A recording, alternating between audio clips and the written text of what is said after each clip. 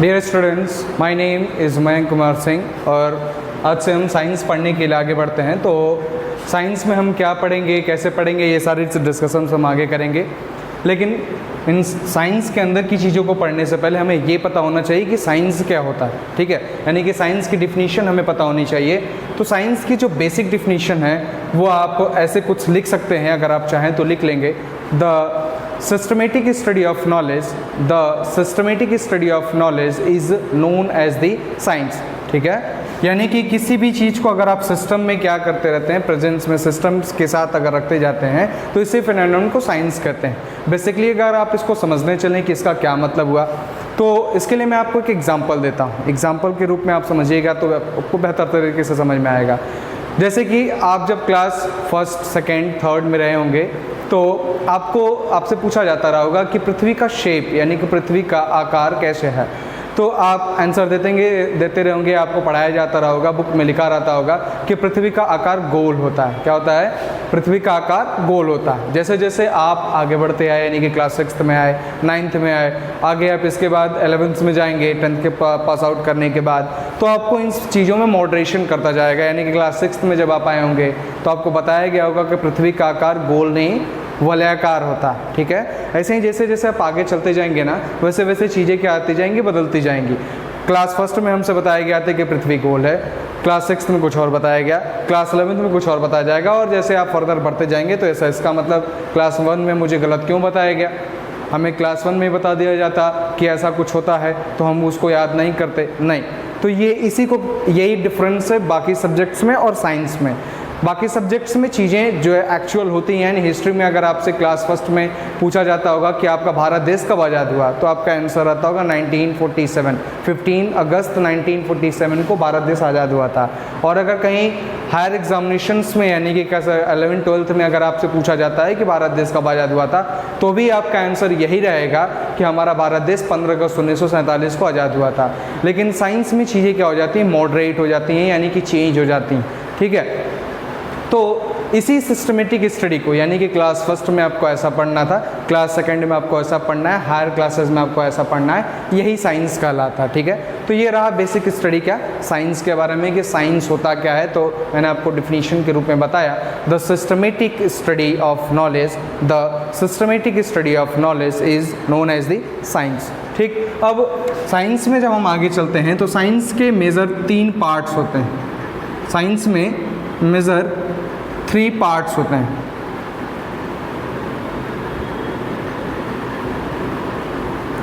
Physics, chemistry, bio.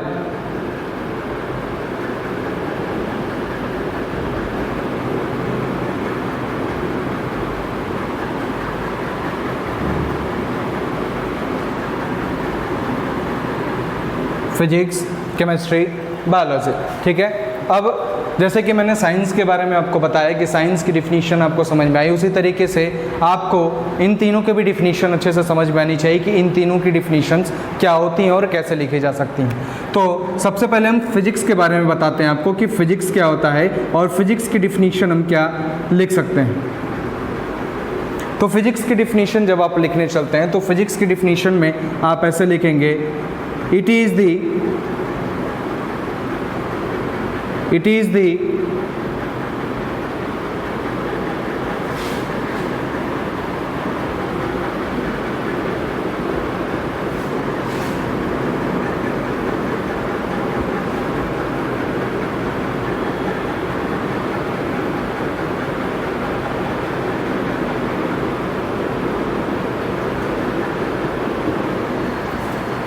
It is the branch of science in which we study about nature। यानी कि physics science की एक branch है जिसमें हम नेचर के बारे में पढ़ते हैं। ये क्या रहा डिफिनीशन ऑफ फिजिक्स। इसके बाद हम केमिस्ट्री को डिस्कस करने चलते हैं, केमिस्ट्री की डिफिनीशन जानने चलते हैं।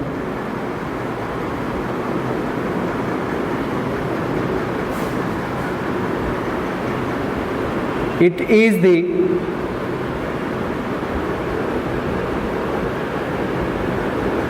branch of science in which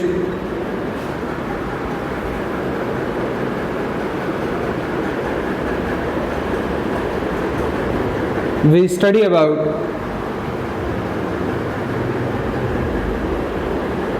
chemicals.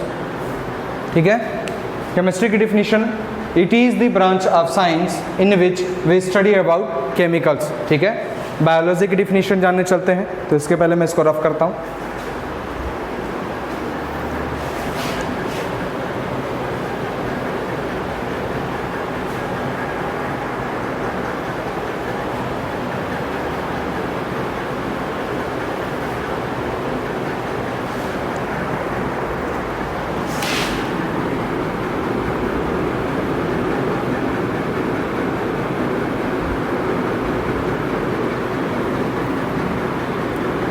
इसे हम इस तरह से लिख सकते हैं, it is the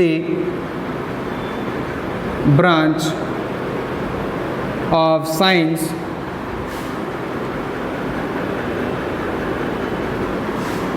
in which we study about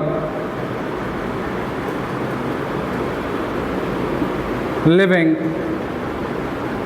organism.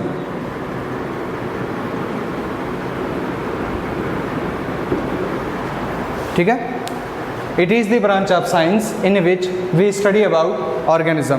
ठीक है, तो ये फिजिक्स केमिस्ट्री बायो की आपकी डिफिनीशंस रहीं, आप इसको याद रखेंगे। कई बार जो एग्जामिनर्स होते हैं, जो आपका प्रैक्टिकल लेने आते हैं, वो आपसे बेसिकली यही पूछ देते हैं कि what is the definition of physics, what is the definition of chemistry and what is the definition of biology. चूँकि आपको क्लास 10th में प्रैक्टिकल एग्जामिनेशंस भी देने होते हैं 30 मार्क्स के लिए, या CBSE बोर्ड में 20 मार्क्स के लिए, तो आपको ये चीज़ याद होनी चाहिए। ठीक है, इसके आगे चलते हैं और अपने चैप्टर्स के बारे में हम डिस्कस करते हैं। ठीक है,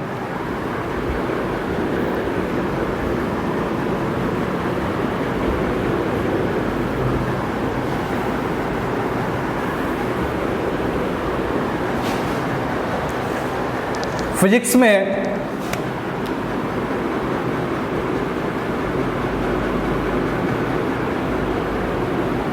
फिजिक्स में जो हमें अपना पहला चैप्टर पढ़ना है, उस चैप्टर का नाम है लाइट। ठीक है, उस चैप्टर का नाम है लाइट, यानी कि फिजिक्स में हमें जो पहला चैप्टर पढ़ना है, उस चैप्टर का नाम है लाइट। अब लाइट में हमें दो चीज़ें मेजर फैक्टर्स के रूप में, यानी कि जिसके ऊपर आपके क्वेश्चंस पूछे जाएंगे, वो हमें मेजरली क्या पढ़ना है। तो एक है आपका रिफ्लेक्शन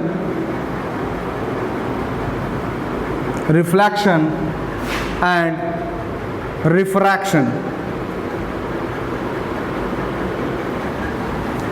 ठीक है, रिफ्लेक्शन एंड रिफ्रैक्शन, इन्हीं दोनों पार्ट्स को हम क्या करेंगे, मेजर रूप से पढ़ने चलेंगे। इन दोनों को पढ़ने से पहले हमें लाइट के बारे में पता होना चाहिए कि लाइट क्या होता है, और लाइट के बारे में हम कुछ जानेंगे। तो सबसे पहली बात जो लाइट के बारे में आपको जाननी चाहिए वो ये है कि we can not see the light, we can not see the light, we can see the objects in presence of light. क्या? We cannot see the light, we can see the object in presence of light. It means that हम light को नहीं देख सकते। Light हमारे पास जो आपके सामने बल्ब लगे होते हैं, जिनसे आपके सामने रोशनी आ रही होती है, और आप कहते हैं कि ये लाइट है, प्रकाश है। नहीं बाबू, वो प्रकाश नहीं होता, वो प्रकाश की वजह से दिख रही चीज़ें आपको समझ में आती हैं, इस वजह से आप कहते हैं कि वो लाइट है। ठीक है, बट एक्चुअली जो सोर्स आप देख रहे होते हैं, वो सोर्स को भी आप देख नहीं सकते, आप लाइट को देख नहीं सकते, वो बस सोर्स को भी आप लाइट के प्रेजेंस में ही देखते हैं, लेकिन लाइट नहीं देख सकते। जैसे आप हवा को देख नहीं सकते, उसी तरीके से आप लाइट को भी देख नहीं सकते। आपके लिए मैं समझ सकता हूँ ये समझना थोड़ा मुश्किल होगा, बट कुछ समय बाद आपको ये चीज़ अच्छे से समझ में आ जाएगी। अगर जैसे ही आपके रेगुलर क्लासेस स्टार्ट होते हैं, मैं आपको प्रूफ करके दिखा दूंगा कि we can not see the light, we can see the object in presence of light. ठीक है, तब तक के लिए आप याद करके रखें, जान के रखें, we can not see the light, we can see the object in presence of light. ठीक है, तो ये लाइट के बारे में रहा। अब लाइट में मोस्टली हमें जो पार्ट पढ़ने हैं, उसमें से एक पढ़ना है रिफ्लेक्शन का, और दूसरा पढ़ना है क्या, रिफ्रैक्शन का। तो सबसे पहले हम क्या करते हैं, रिफ्लेक्शन के बारे में पढ़ने को चलेंगे।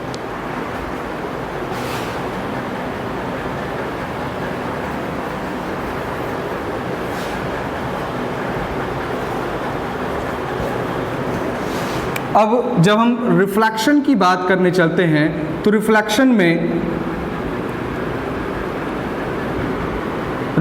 की बात करने चलने से पहले हमें ये पता होना चाहिए कि रिफ्लेक्शन क्या होता है, यानी कि रिफ्लेक्शन की डिफिनीशन।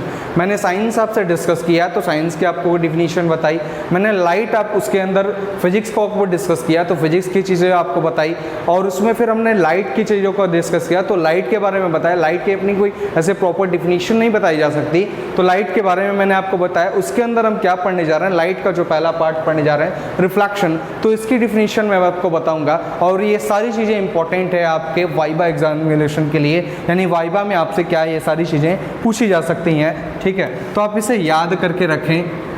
रिफ्लेक्शन, तो रिफ्लेक्शन के बारे में कैसे कहा जा सकता है वो आप देखिएगा।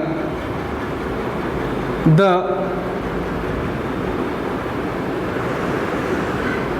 Bounce back of light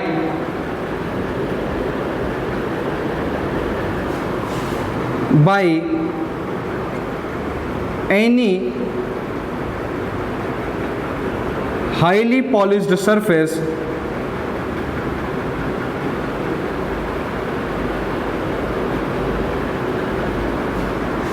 is known as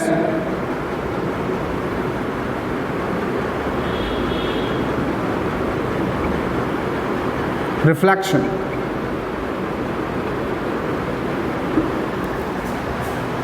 ध्यान से पढ़िएगा। The bounce back of light by any highly polished surface is known as reflection. यानी कि अगर आप मिरर देखते होंगे तो मिरर पे अगर कोई लाइट आती है उस पर क्या करती है, रिफ्लेक्ट करती है, यानी क्या कर टकराती है। टकराने के बाद वो फिर से जिधर से आई होती है, यानी जिस मोशन जिस डायरेक्शन से आई होती है वो उधर की तरफ क्या की जाती है, रिफ्लेक्ट कर दी जाती है, यानी कि वापस भेज दी जाती है।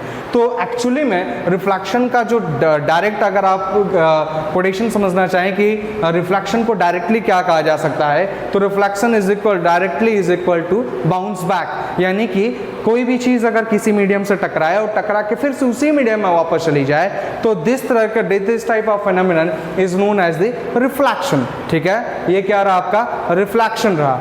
अब इसी तरीके से रिफ्रैक्शन के बारे में जान लेते हैं। ठीक है,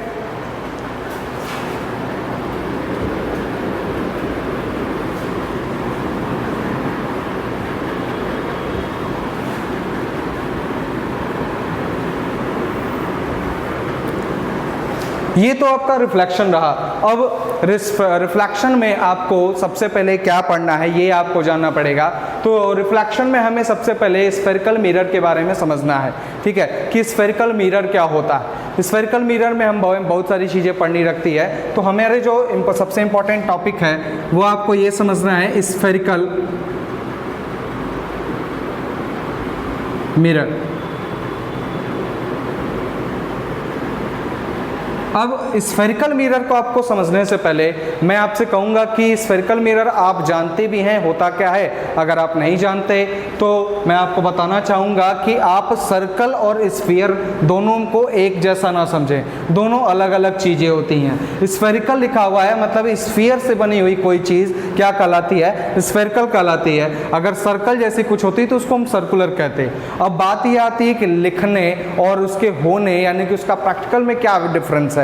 तो मैं आपको एक एग्जांपल के रूप में दिखाता हूं कि आप सर्कल और एक रिफ्लेक्शन और एक स्फीयर में कैसे डिफरेंस क्रिएट कर पाएंगे। तो मान लीजिए मेरी घड़ी है, ठीक है, इस घड़ी का मैं ऐसे कुछ मोड़ देता हूं, तो मोड़ने के बाद ये जो आपको पार्ट दिख रहा है यानी कि सर्कुलर जो पार्ट दिख रहा है, ठीक है, आप इमेजिन कर सकते हैं, you are science student so आप इमेजिन कर सकते हैं। तो ये जो आपको सर्कुलर पार्ट दिख रहा है ये सर्कुलर पार्ट ही सर्कल कहलाता है, यानी कि इस तरीके की शेप को इस तरीके के स्ट्रक्चर को हम क्या कहते हैं, सर्कल कहते हैं। लेकिन अगर आप गेंद को देखें, सपोज कीजिएगा क्रिकेट बॉल, वॉलीबॉल, फुटबॉल या किसी भी तरीके की बॉल्स को अगर आप जब क्या करेंगे सपोज करेंगे तो आप देखेंगे वो दोनों तरफ से क्या होती है, यानी कि चारों तरफ से क्या होती है, ढकी हुई तो है और चारों तरफ से देखने पे एक जैसी दिखती है। अगर आप किसी बॉल को सपोज करेंगे तो बॉल कुछ इस तरीके से बना हुआ होगा और वो चारों तरफ से एक जैसा होता है यानी कि स्फीयर होता है। ठीक है, तो उस स्फीयर में और सर्कल में बहुत बड़ा डिफरेंस है, आप इमेजिन कर सकते हैं। सर्कल एक केवल लाइन आपको दिख रही है कि हाँ ऐसा कुछ गोल्स है, और स्फीयर एक पूरा क्या कवर्ड पार्ट होता है। तो हमें यहाँ पे जो पढ़ना है वो क्या पढ़ना है, स्फेरिकल मिरर पढ़ना है। अब कुछ बच्चों के दिमाग में होगा कि आप इतना क्यों डिस्कस कर रहे हैं स्फीयर को, और हम बेसिकली जानते हैं स्फीयर के बारे में, मुझे इतना डिस्कस स्फेरिकल मिरर के लिए स्फीयर को इस वजह से करना पड़ रहा है क्योंकि हम स्फीयर को बना नहीं सकते। अब ये क्या बात हुई, बना नहीं सकते? हाँ, स्फीयर को अगर मान लीजिए हम यहाँ पे बनाने चले तो मैं बॉल को कैसे यहाँ पे बना दूँ बताइए। बॉल को अगर आप यहाँ पे टच करके मतलब यहाँ पे रखेंगे तो बॉल का एकदम जो स्लाइड पोर्शन होगा यानी नीचे का जो पोर्शन होगा वो कुछ इसे टच करेगा, लेकिन बहुत सारी चीज़ें क्या रहेंगी, आउटसाइड रहेंगी, यानी व्हाइट बोर्ड से क्या होंगी, बाहर की तरफ होंगी। अब मैं बाहर की चीज़ व्हाइट बोर्ड पर कैसे बना दूँ? मैं यहाँ पर कुछ बनाना चाहूँगा, नहीं बना सकता, यानी कि केवल व्हाइट बोर्ड पर ही मेरा मार्कर चल सकता है, उसके बाहर मैं कुछ भी करना चाहूँगा तो नहीं कर सकता। अब ये क्या है, तो ये चीज समझने के लिए आपको डायमेंशन पता होना चाहिए। तो जो आपका स्फीयर होता है वो थर्ड डायमेंशनल शेप है, यानी कि 3D में किया जाता है, और हम जो अपने आसपास की चीजें जो अपनी आंखों से देखते हैं वो एक्चुअली थर्ड डायमेंशनल होती हैं, और जहाँ पे जो व्हाइट बोर्ड पे लिखी जाती हैं वो 2D होता है। ठीक है, तो आपको बस यहाँ पे इमेजिन करना पड़ेगा, क्योंकि मैं स्फीयर बना नहीं सकता, लेकिन मैं बनाऊंगा सर्कल और आपसे कहूंगा कि दिस इज स्फीयर, आप उसको सपोज करेंगे कि हाँ वो कुछ बॉल जैसा ही। ठीक है, तो ये आपको समझ में आना चाहिए। अब मैंने आपसे कहा कि let us suppose as an sphere, आप क्या करिए, एक स्फीयर को सपोज कीजिए। मैंने बनाया क्या है, एक सर्कल, लेकिन आपको मैं कह रहा हूं कि आप इसको क्या करेंगे, स्फीयर सपोज करेंगे। वो क्यों करेंगे, क्योंकि मैं स्फीयर ड्रा नहीं कर सकता। तो आप लेटर सपोज कीजिए, इसको क्या सपोज कीजिए कि स्फीयर सपोज कीजिए। तो जब आप जैसे ही स्फीयर सपोज करते हैं तो जैसे जिस तरीके से सर्कल का अपना सेंटर होता है, उसी तरीके से स्फीयर का भी अपना सेंटर होता है। स्फीयर का भी अपना सेंटर होता है, और इस सेंटर को सेंटर की जगह थोड़ा सा स्लाइड चेंज कर दिया जाता है, और इसे कहा जाता है सेंटर ऑफ कर्वेचर। क्या कहा जाता है, सेंटर ऑफ कर्वेचर। तो स्फीयर के सेंटर को हम सेंटर ऑफ कर्वेचर के नाम से जानते थे। ये बेसिक इंफॉर्मेशन थी जो आपको लिख लेनी चाहिए। ठीक है, अब बात आती है इसके आगे बढ़ने की। तो जैसे ही इसके आगे बढ़ते हैं तो इस स्फीयर के बारे में हमें पढ़ना है, स्फीयर की क्लासिफिकेशंस पढ़नी है, यानी कि स्फीयर की बहुत सारे टर्म्स पढ़ने हैं। तो जैसा हम स्फीयर को मान लीजिए हम कट कर देते हैं, ठीक है, किसी बॉल को हम क्या कर दिए, कोई शार्प कटिंग थिंग्स लेके इसको क्या कर दिए, कट कर दिए। तो कट करने के बाद आप देखेंगे कि कट करने के बाद किसी बॉल को अगर आप कट कर रहे हैं, मैं बार बार कह रहा हूँ आप इसको स्फीयर सपोज कीजिएगा, सर्कल नहीं। स्फीयर सपोज करेंगे, कोई बॉल है उसको हमने कट किया, कट करने के बाद उसका इतना पोर्शन बाहर निकाल देंगे और ये वाला कुछ पोर्शन हमारे पास रहेगा। ठीक है, तो ये जब हमारे पास ये देखिएगा, हम अलग से उसको बना के आपको दिखा रहे हैं कि जो हमारे पास अलग से काटने के बाद पोर्शन जो बचा हुआ है, तो अलग से हमने काटा तो कुछ ऐसा पोर्शन बना हुआ है। ठीक है, अगर इसके पीछे हम क्या कर देते हैं, पॉलिश कर देते हैं। पॉलिश का मतलब रंग लगा देते हैं, यानी कि अभी तक तो एक केवल एक सिंपल मिरर था, उस मिरर के पीछे अगर हम क्या कर देते हैं, पॉलिश कर देते हैं,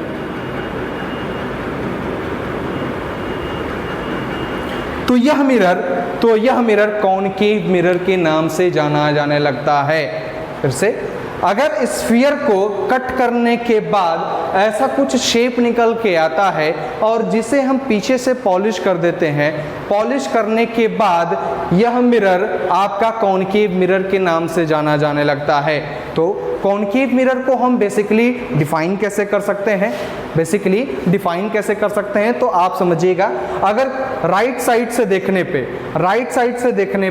या लेफ्ट साइड से अगर आपका ये लेफ्ट साइड से देखने पे अगर कोई मिरर इनवर्ड यानी अंदर की तरफ क्या हो, धसी हुई दिखे, तो उस तरीके के मिरर को हम क्या कहते हैं, कॉनकेव मिरर कहते हैं। उस तरीके के मिरर को हम क्या कहते हैं, कॉनकेव मिरर कहते हैं। ठीक उसी तरीके से अगर मान लीजिए कोई दूसरा वाला पार्ट, इसका जो ये एक पार्ट था, इसी तरीके से अगर हम दूसरा वाला पार्ट अगर क्या कर दें, कट कर दें, इधर से कुछ कट कर दें और ये वाला पार्ट निकाल के हम यहाँ रखें, ये देखिए कुछ ऐसे रखें और इसे हम अंदर की तरफ से क्या कर दें, पॉलिश कर दें। देखिएगा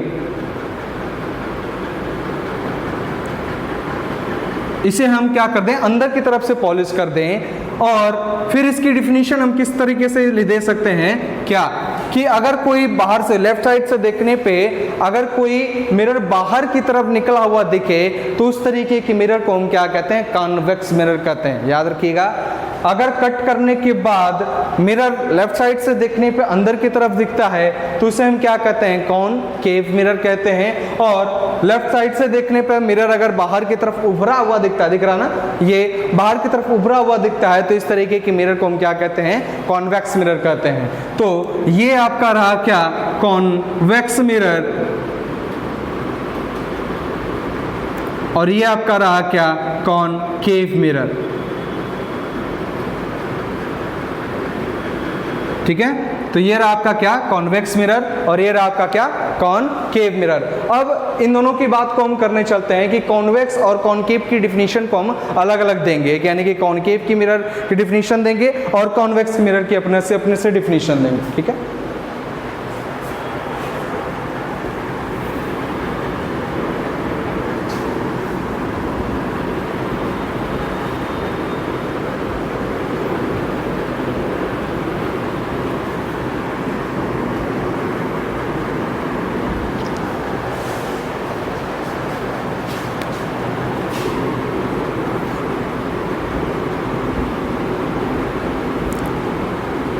कॉनकेव मिरर,